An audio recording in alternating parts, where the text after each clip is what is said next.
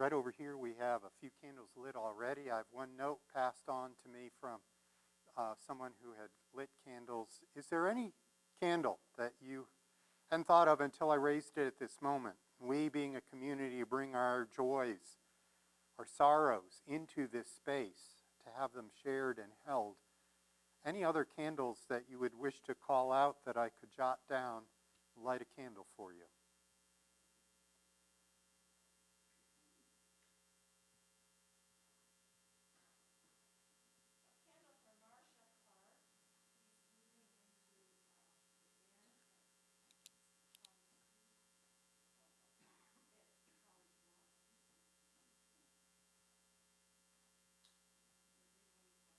Yeah, big move.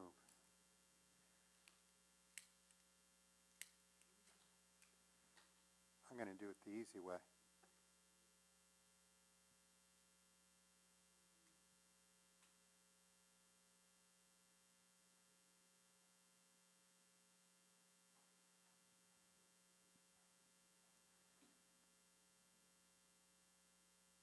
Thank you. Light of these candles will glow throughout this service.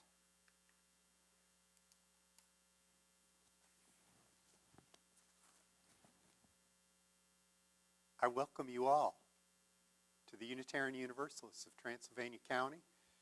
Thank you for being among us on this Sunday morning. How many of you had power interruptions yesterday? Yeah, look at that.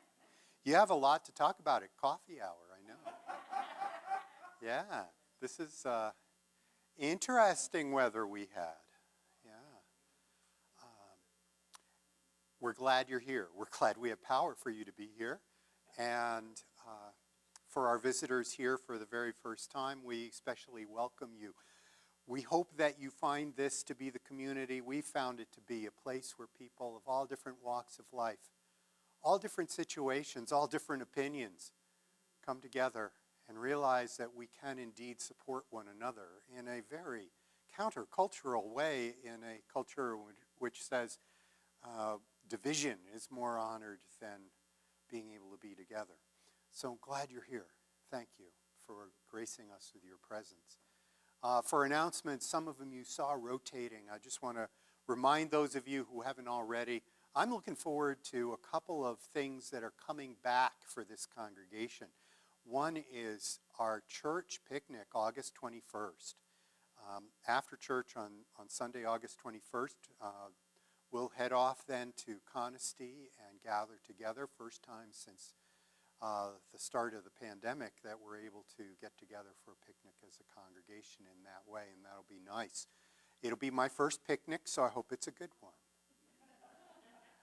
And then again, we have in September, right after Labor Day weekend, the next weekend, we have our church retreat, which again, we haven't had since 2019.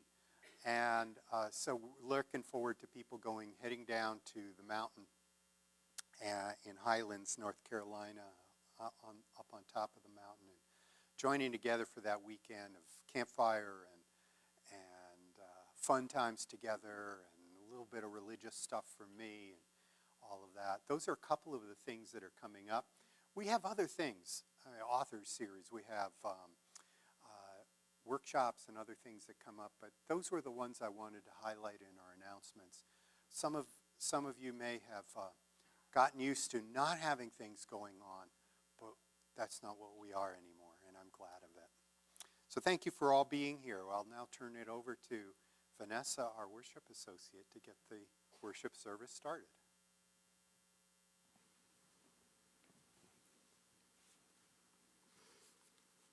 Good morning. And our opening words this morning are unison. I think they will be. They are from Barbara J. Pescan. Shall we? For the beauty of the earth, this spinning blue-green ball, yes. Gaia, mother of everything, we walk gently across your back to come together again in this place, to remember how we can live, to remember who we are, create how we will be. Gaia, our home, the lap in which we live, welcome us. And I ask you now to please stand in body or in spirit for our opening hymn, number 12, O Life That Maketh All Things New.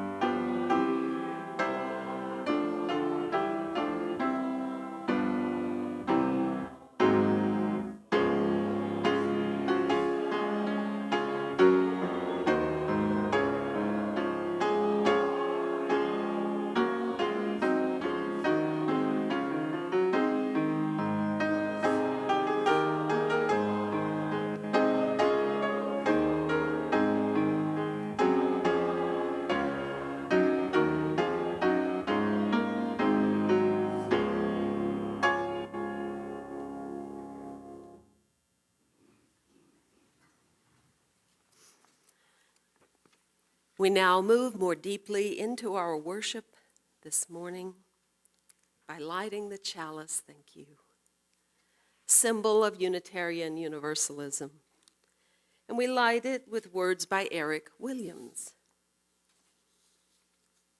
In the beginning, there was light, infinite and expansive, flowing out from an unseen center.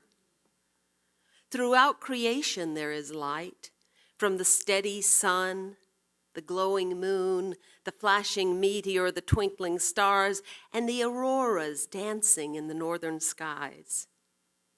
Within each part of creation there is light, slowed down and held close by every cell and molecule, by each atom and element.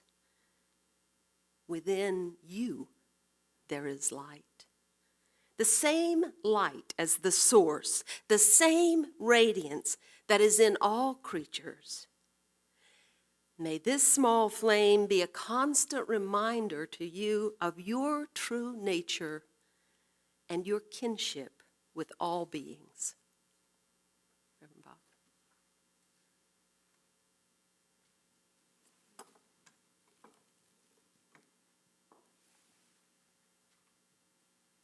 We welcome John and James to come forward for special music.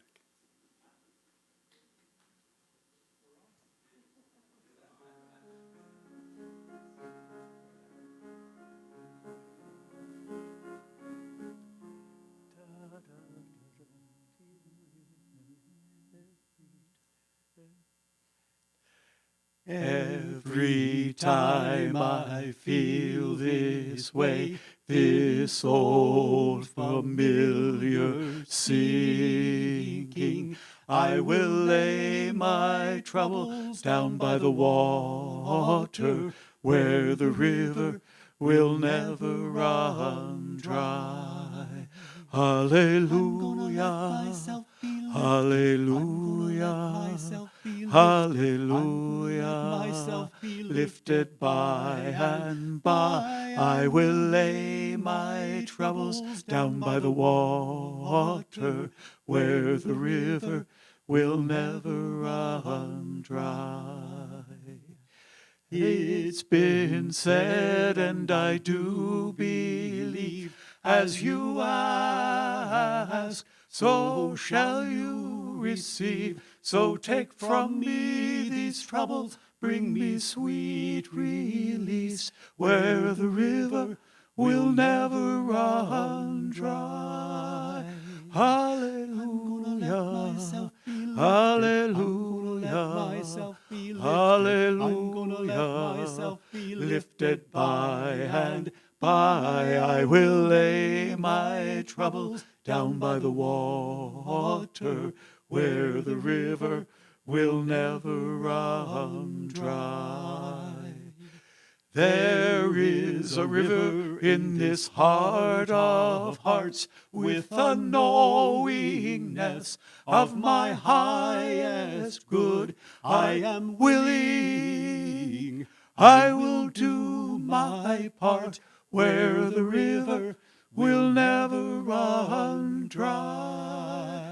Hallelujah, hallelujah, hallelujah, lifted by and by. I will lay my troubles down by the water, where the river will never run dry. Hallelujah, hallelujah, hallelujah, lifted by and by. I will lay my troubles down by the water, where the river will never run dry, where the river will never run dry. This river will never run dry.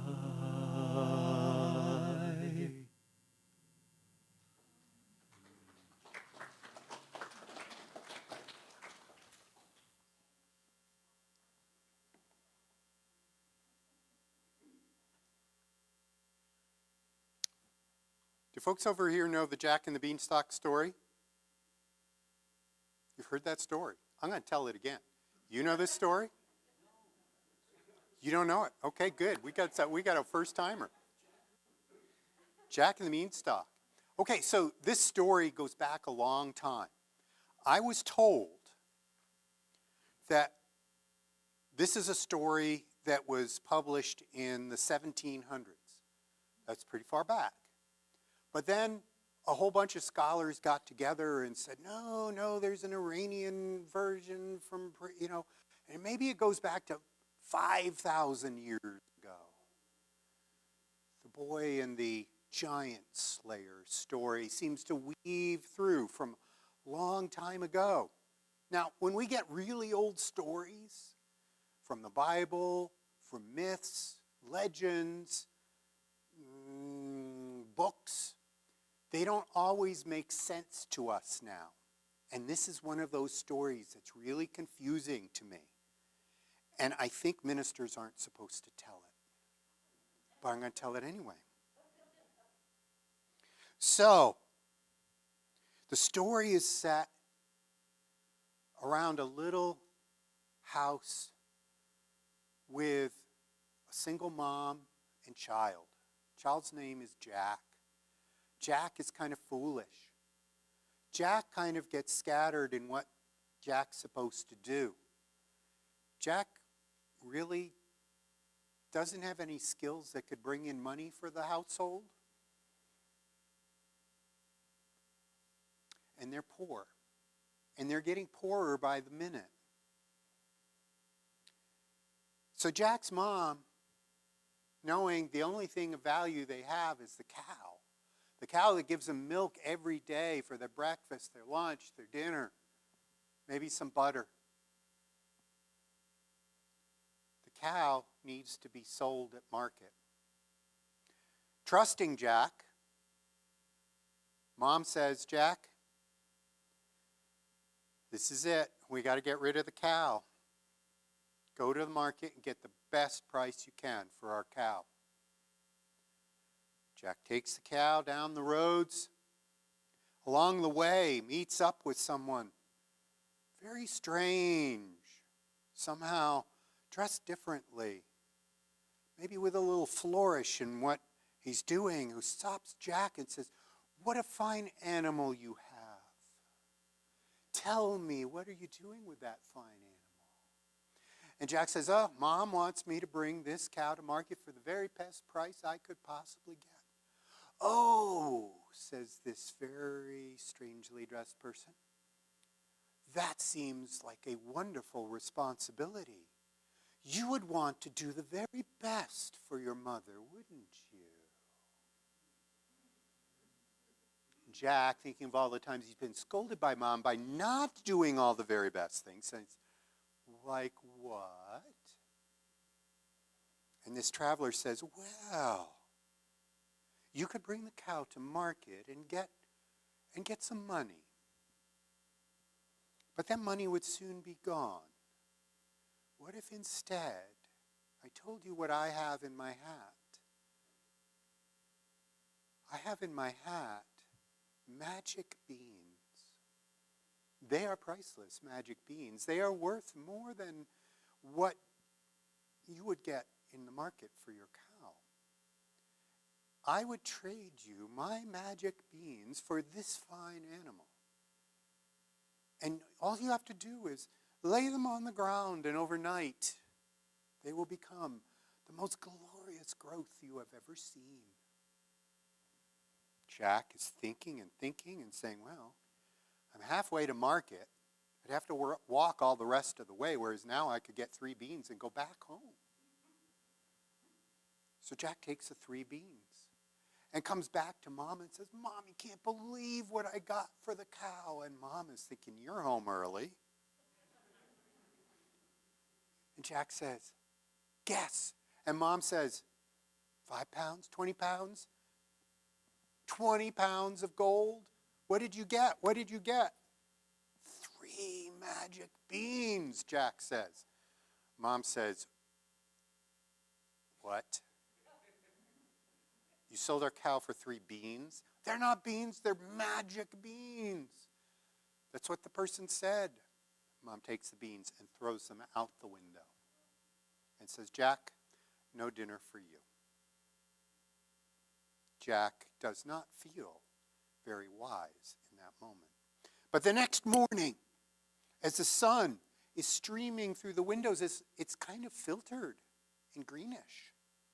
It's different because it's being blocked by this magnificent vine going up and all over everything. And Jack looks out there and says, "The magic beans worked. They only had to be on the ground overnight, and now they've grown. You see, I'm not a fool." And Jack, deciding what better thing to do when you see a vine is to climb it, started climbing up and up and up and up, and it went all the way up into the clouds, all the way up. This is not a safe thing. Do not try this at home. This is one of those reasons why ministers shouldn't tell this story. But Jack is kind of foolish and would not have thought of safety rules, and they didn't come with signs saying, "Do not climb." So Jack climbed all the way to the top, got up into the clouds, found a mansion up there, went to the mansion, knocked on the door and said, "Hey, I'm hungry. I didn't even have dinner last night. Can you feed me?" And the woman in there says, "Oh, you better not come here, because my husband is a giant who eats children." Jack, being as wise as he is, said, "Well, I want to come in anyway." "Jack, please, don't go into a house with a child-eating giant." This is another reason why ministers shouldn't tell this story. But the woman is kind and feeds Jack, and then Jack hides when the giant comes home, and then Jack sees gold sitting there, coins of gold, and Jack steals the coins of gold, climbs all the way back down, goes home to mom and says, look, see, the magic vine's worked out. I found some gold at the top of the vine. It's not a rainbow, no leprechaun to stop me. It was just this big giant, and I ran away. Okay. Mom and Jack now can eat and live on those coins, and then the coins get used up, just like the person on the route said.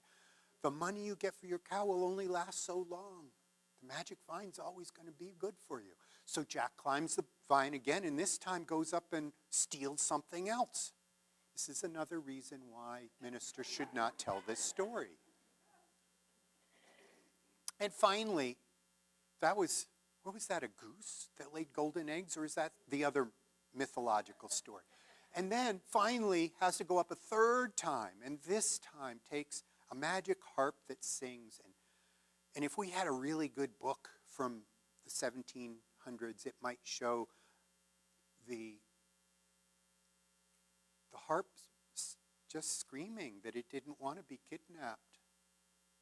The harp liked the giant.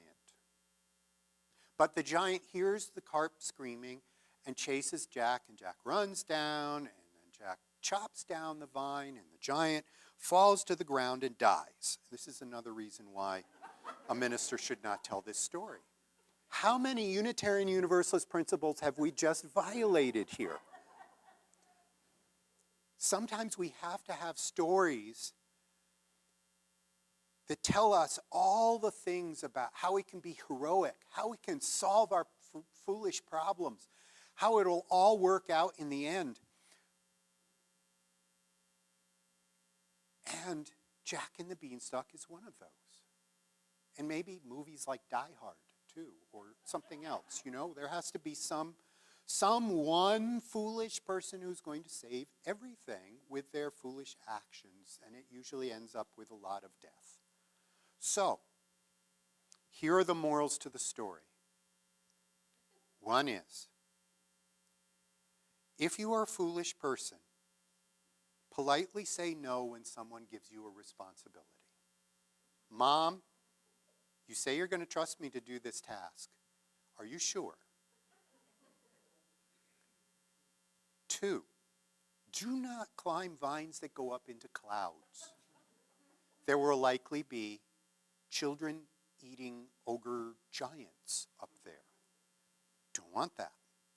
3,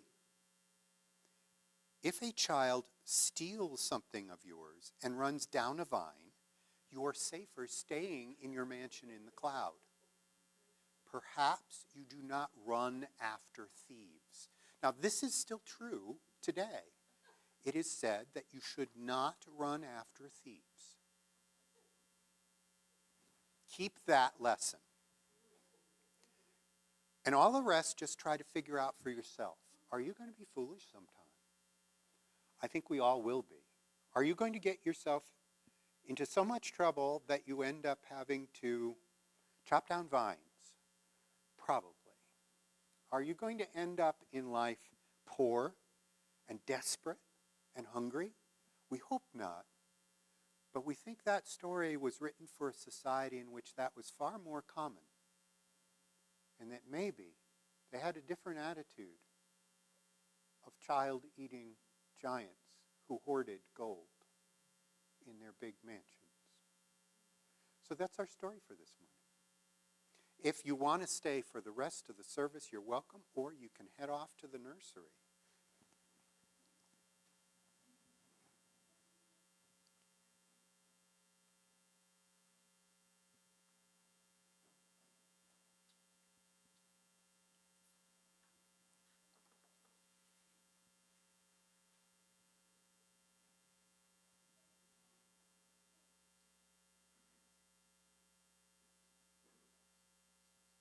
See you, Gus. See you, Cadence.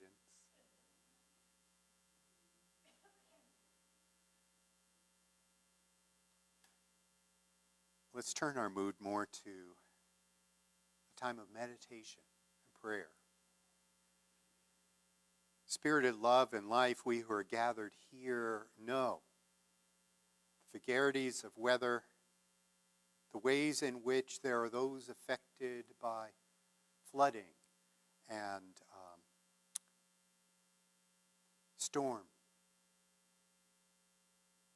Let's remember this is metaphorical for us as well, of the things that beat at our doors, the circumstances over which we have no control. Let us remember those who quite literally are recovering from floods throughout this nation in this past week. Let us remember as well those who are facing loss and changing circumstance. A candle lit this morning by Gypsy for her friend Linda Zemke, who passed away. A candle lit this morning for Marcia Clark, who's got a big move now to the inn. Silent candles, which hold sorrows and joys held by those in this community. And perhaps those things being shared online, in our chat box.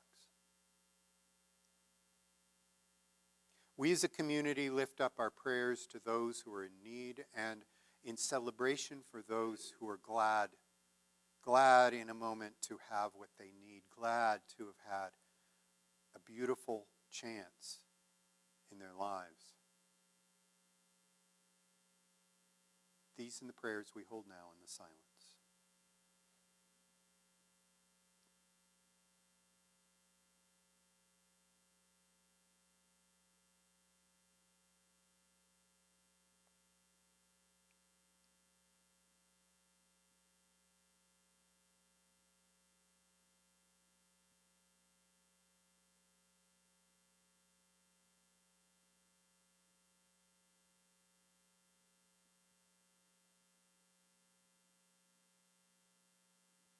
In the name of all those known and unknown, remembered and forgotten, in the names of all the helpers of humankind, we say, Amen. Blessed be.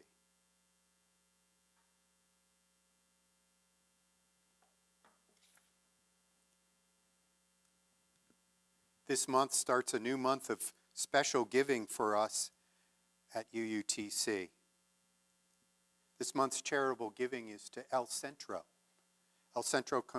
Comunitario Hispanico Americano of Transylvania County is a Latino-led nonprofit organization that serves the Hispanic community. Their purpose is to create a bridge between Spanish and English-speaking peoples in a community in which justice and equality are held and highly valued. El Centro provides English language acquisition and literacy services for children and adults and works to get children engaged in outdoor programming throughout Western North Carolina. You will find envelopes in the collection baskets if you wish to put something in for El Centro. And we will also gratefully accept whatever gifts you wish to make to this community in the baskets. We will now receive the morning offering.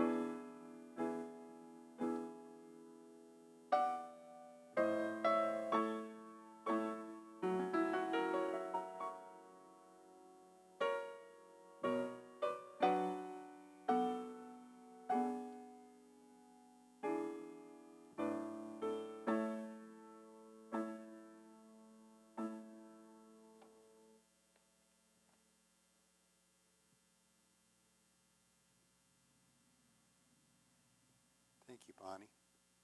Thank you, Ian. Thank you all. But you give in love we receive with great joy, and we say thank you.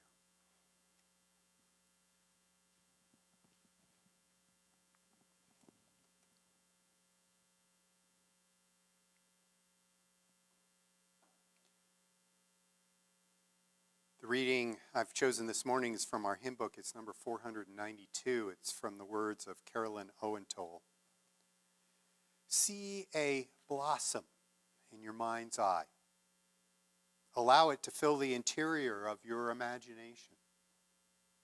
Greater perfection of form in nature cannot be imagined. With inward gaze, absorb each wondrous fluted petal. Slide down its humid surface until you drop as the dew into its velvety core. Immerse your senses in this safe chamber. Such fragile beauty gives you impulse to weep. Slowly reverse the journey. As you ascend the shaft towards the wider light, turn your imagination around and around to see its many facets. Stored within is the memory of all flowers. Marvel that this creation, while utterly fragile, yet undaunted, boldly buds forth, turning resolutely to the sun. We too shimmer with expectation, exuding our own illumination, color, pulse, and scent. Vulnerable, still, we venture our lives courageously towards hope and light, at once fragile and rooted.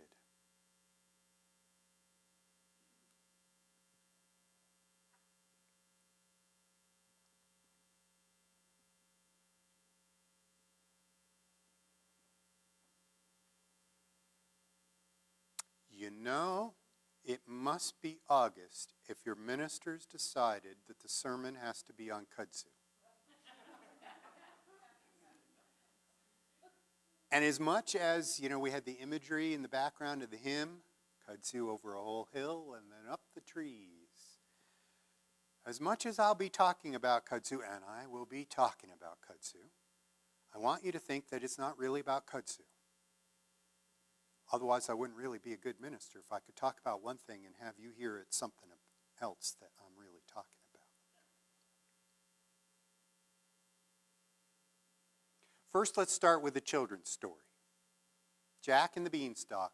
Jack and his mom and the cow that gives them milk. Now, we know from the time of domestication, the fact that you could domesticate animals and get milk from them was a huge advance towards civilization. This was a lot less than just hunter-gatherer. This was giving a regular source of being able to stay in one place. But it takes crops and land and a whole lot to get cows fed. There's a whole lot of methane produced, but it doesn't do much good for society. There's a whole lot of other stuff that's produced that we decide to make into swear words.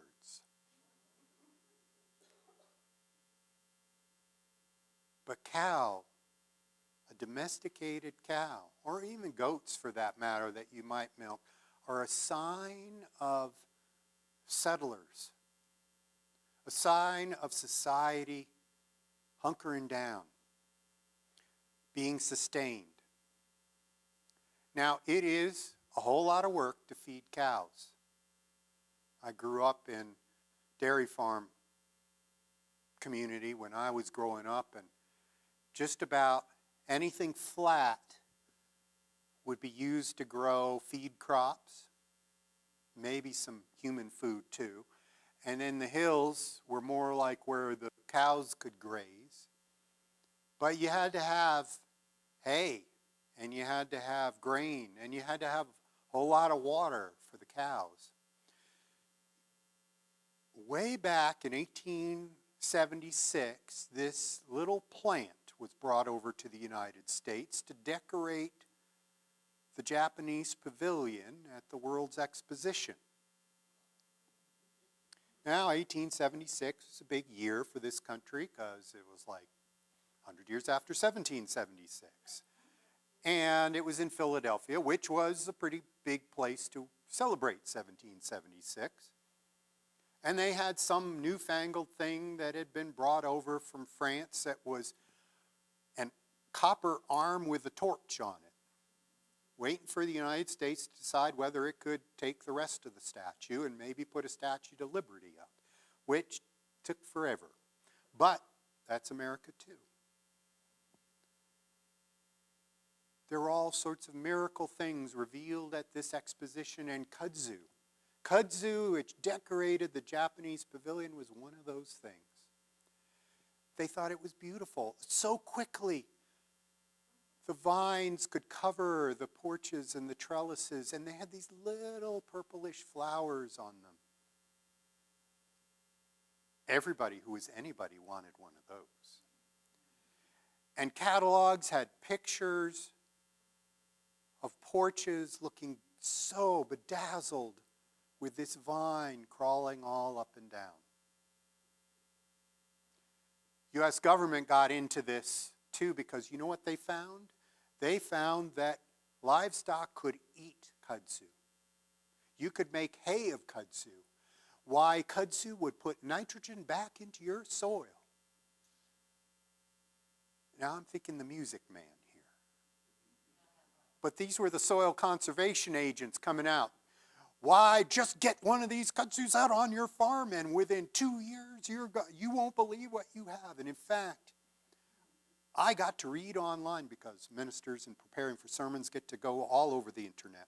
I got to read all over the internet Circular 83, Kudzu, Its Value and Use in Alabama, published in 1939, in which it proved that in 84 days, 2 cows on a kudzu pasture produced a total of 426 pounds more milk and 22 pounds more butterfat than 2 cows on native grass pasture. Yep, the 2 cows on the kudzu gained in body weight a total of 108 pounds, and the 2 cows on the grass pasture lost a total of 52 pounds. We know Jack's mom had nothing but a natural grain pasture in the 1700s because the 1876 World Exposition hadn't happened and they didn't know about kudzu.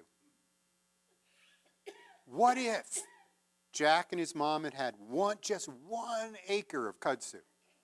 That cow would have kept eating and eating and eating and getting fatter and fatter all the time. They would have all the milk they wanted. This is not relevant to my sermon, but it kind of plays into what people were thinking about kudzu. This is a miracle plant. In all these fields that were drained from growing cotton or other crops that would suck the nitrogen out of anything, well, kudzu would help that soil. And all the weird weather, not like we haven't had weird weather, where you have drought and then flood and gullies are washed and your crops are eroded and all of that. Well, kudzu was the miracle crop that would put its roots into anything and hold it there.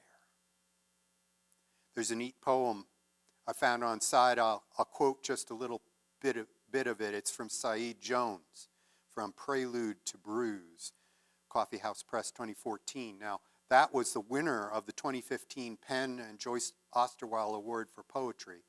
And as the New Yorker magazine put it, Saeed Jones is an award-winning poet of a former BuzzFeed editor who grew up black, gay, and Southern in the 90s and the early 2000s. This was one excerpt. All I ever wanted was to kiss crevices, pry them open, and flourish within dew-slick hollows. How you mistake my affection. If I ever strangled sparrows, it was only because I dreamed of better songs. That's Saeed's take on kudzu. Kudzu, that you mistake my affection. A very clinging affection, a very smothering affection, the kind of affection that people said, this is what I want to plant over my brush pile. This is what I want to take over the dead trees. Well, because It's more expensive to cut down a dead tree than to plant kudzu to grow up it. This is what we want. Something that clings. Something that holds on. Something that would grow in whatever soil it was tossed onto. It would blanket a community. You could harvest it twice if you were lucky. If you tried it 3 times, that circular said, no, here's a picture of a farmer who tried that. That's not good. And so for how many years, kudzu was described as the miracle thing, and every farmer in every gully in every place needed to have kudzu. Until the government in the 50s started saying, we're not going to pay you to plant kudzu anymore. Maybe you shouldn't be doing that. And then in the 90s said, no, this is a noxious weed. Now, here's the minister's lesson. What at first seems to be like the magic and the miracle, it's going to be everything everybody wanted. Once you get enough of it, it becomes too much of it. Once you get too much of it, you begin to think that maybe it's covered up a whole lot of things that gave us some diversity in our bio realm here. Because kudzu didn't care what it covered. It would cover the hemlocks, which are already struggling. It would cover all your cropland. It would cover your neighbor's junked car or that single-wide trailer that nobody's lived in for a decade. But it would pretty much take over. And unlike the snows of winter that would give a blanket of beauty to everything, kudzu would go the whole time. As long as the summer suns were raining, it was there. People didn't seem to be getting enough goats or cows or anything else to keep up with it. So it took over. I think of society in this way. We get some great idea and everybody thinks, oh yeah, this is what we need to promote. This is what we need to do. Everybody. It reminds me of a different children's story that might have fit better and not violated all our UU principles. Dr. Seuss and the Lorax. And I loved commercials. Oh, I would love commercial jingles, and it sings in it. Everybody do need. And every tree, tufty of a tree was cut down so everybody could have one. You could use it for everything, they said.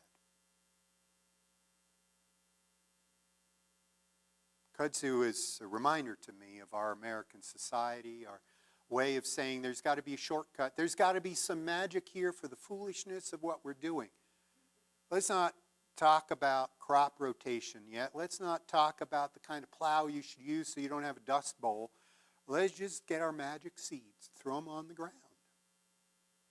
We'll fix everything with the magic seeds. We don't even have to go all the way in our effort that we really should do. Jack only going about halfway to market because he found somebody really fancy clothes saying, here's some magic.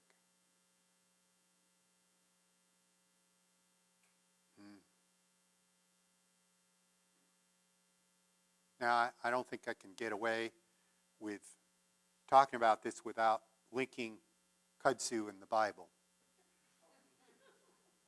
Google is great. Your minister gets a great idea. I want a Bible quote that goes with kudzu. Kudzu Bible quote. There we go. Don't need a concordance. Concordance doesn't have kudzu in it. Can't look up in the index. But the internet does. And I'm not the only minister who's preached on kudzu, but I didn't like their sermons. This is what the sovereign Lord says. This is from the New Testament, Matthew 6:19. Don't store up treasures here on earth where moths eat them and rust destroys them and where thieves break in and steal. Store your treasures in heaven where moths and rust cannot destroy and thieves do not break in and steal. Wherever your treasure is, there is the desires of where your heart will be. The giant followed that biblical passage. The giant stored up all the treasures in heaven. The problem was the giant chased the treasures back down at the very end. You ever find that in religion? My treasure is in heaven. Now, it's supposed to be more metaphorical, folks, but it's kind of true. Moths probably don't get to heaven. I mean, mosquitoes only make it up to a certain elevation in this county. Rust, well, you're above the clouds, so the rain's going down. You know, thieves, how's a thief going to get up there? Well, okay, so now Elon Musk can get up there now. But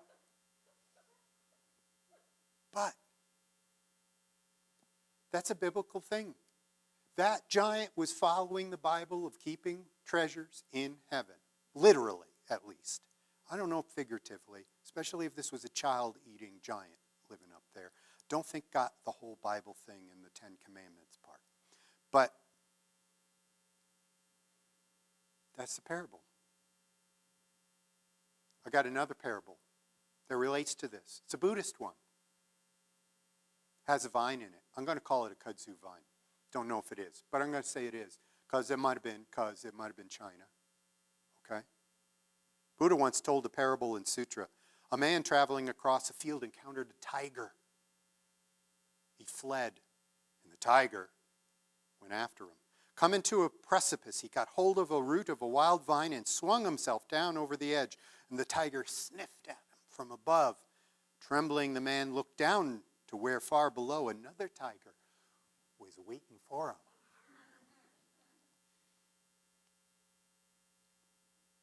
Only the vine sustained him. Yea, kudzu. And then two mice, one white, one black, little by little started to gnaw away the vine. And then the man saw a luscious strawberry near him. And grasping the vine with only one hand, he reached out and plucked the strawberry with the other. And how sweet it tasted. Ah, Buddhist wisdom. So when you're in a field and tigers are chasing, you go to the precipice, hold on to a vine, and be aware enough to find a strawberry, a luscious strawberry there in that moment when you are trapped. And some say that the story means you are between life and death, just as life is, and that the two mice are nothing but night and day in the passage of time, and that it is inevitable what will happen. And other Buddhists say, but there is no self, and there is no tiger. And others have said, no. If you have a teacher who says to live in the moment and find the beauty in the moment, you must find a new teacher, because what this is trying to teach you is don't go after immediate pleasures. Unfortunately, you have the wrong kind of Buddhist teacher here who has tried and practiced Buddhism and gets it for about a millisecond at a time.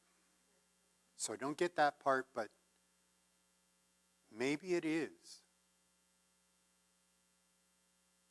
Maybe this is Jack and the Beanstalk.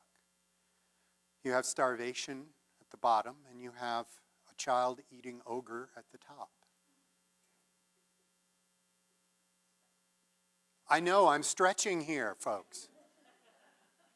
But the Buddhist teacher who so desperately tried to teach me, as I sat there in meditation trying to empty my mind, might have said, so how are you in the moment?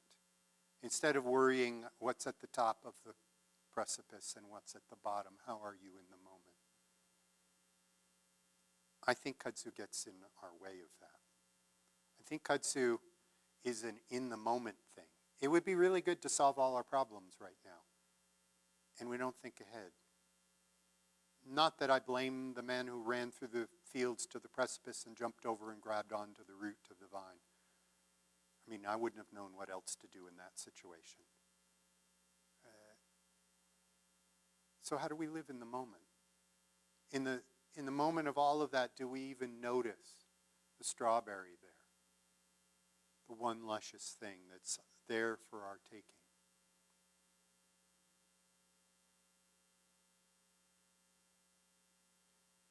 I don't think kudzu is quite the miracle that we put it out to be. I think it's from Ezekiel 17. The various verses that talk to God doing something about covering the earth. This is the New International Version translation. Each one would be slightly different, but this is kind of colloquial. He took one of the seedlings of the land and put it in fertile soil. He planted it like a willow by abundant water, and it sprouted and became a low spreading vine. Its branches turned toward him, but roots remained under it. So it became a vine and produced branches and put out leafy boughs. But there was another great eagle with powerful wings and full plumage, and the vine now sent out its roots toward him from the plot where it was planted and stretched out its branches to him for water. It had been planted in good soil by abundant water so that it would produce branches, bear fruit, and become a splendid vine. This is what the sovereign Lord says. This skips a lot. This is what the sovereign Lord says. I myself will take a shoot from the very top of a cedar and plant it. I'll break off a tender sprig from its topmost shoots and plant it on a high and lofty mountain. And on the mountain heights of Israel I will plant it. It will produce branches and bear fruit and become a splendid cedar. Birds of every kind will nest in it. They'll find shelter and shade of its branches, and all the trees of the forest will know that I, the Lord, bring down the tall tree and make the low tree grow tall. I dry up the green tree and make the dry tree flourish. I, the Lord, have spoken, and I will do it. Now, this is kind of complicated, but taken in context, it's pretty much, if you don't believe that God can wipe out your green trees and instead cover everything with what?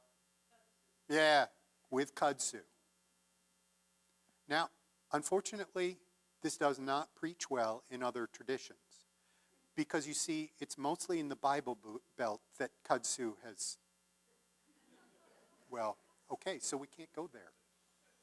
Or other traditions have a really hard time of saying, well, the Bible says it's God's curse on all the Bible Belt. Doesn't quite work. But it makes me think again. Could we really have something so seemingly beautiful, innocuous in the beginning that could coat everything? Yeah. Could we find shortcuts in life, in politics, in economics? Oh, if we just burn coal, it'll be a miracle for us all. If we just do this. And this is probably where I want to go with this sermon. The fact is, when we're caught between hunger and an ogre, we tend to make decisions that are a little quick.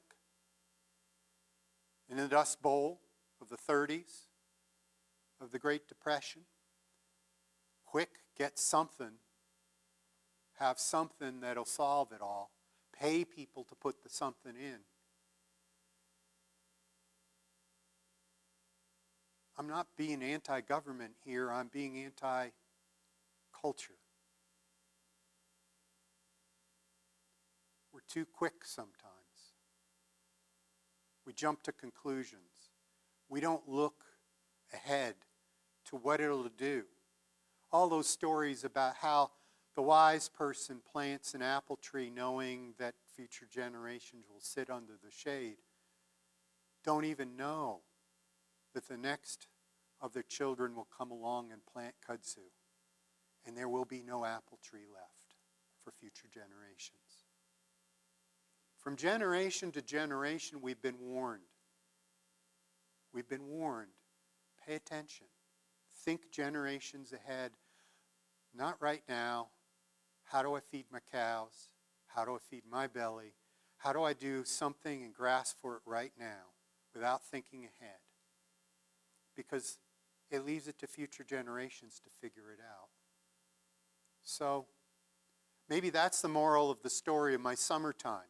My summertime is I go out and I look around and I see so much of the greenery kind of looking lumpy. And say, we used to think that was a good thing. We used to rush towards it as the magical miracle solution. but all the tall trees will be brought down.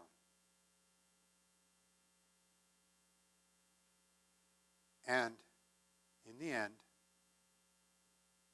we're just going to have to clean up the mess.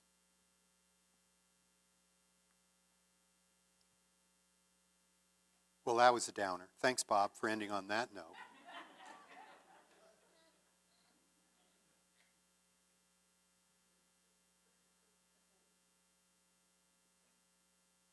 It's the environmentalist in me, folks. Or you principals, speak to us about the interdependent web of all existence of which we are a part. Anything that we end up as doing as human beings in this environment is going to affect something else in the broader environment. And paying attention to what those effects may be takes a lot more thought and contemplation than just running from one thing to the next. And I hope that all of us in what we do figure it out. We used to have a time period when all the bottles say no deposit, no return. And we ended up with a great deal of litter. And then we went back to recycling. We used to have a great way to take care of malaria. We sprayed DDT over everything and everybody. And then we realized that wasn't great. And we had all sorts of products that made our lives easier and more convenient, and then we found out it caused ozone holes. We human beings are imaginative, and we can usually get ourselves out of any problem that we cause. And church may be one of the places in which we remember. Think the big picture first. Think it through to the end. And then maybe we won't make a misstep that somebody else after us has to correct. Now, our final hymn is number 207. The earth was given as a garden, because we couldn't just end with kudzu. Please join, rise as you're willing and able, and sing number 207.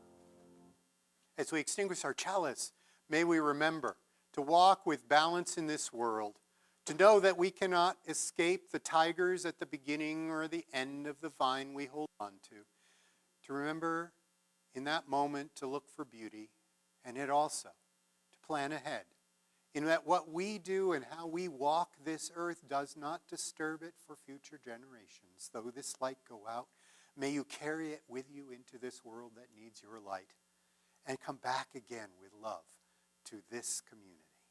Blessings on all of you. Blessed be, amen.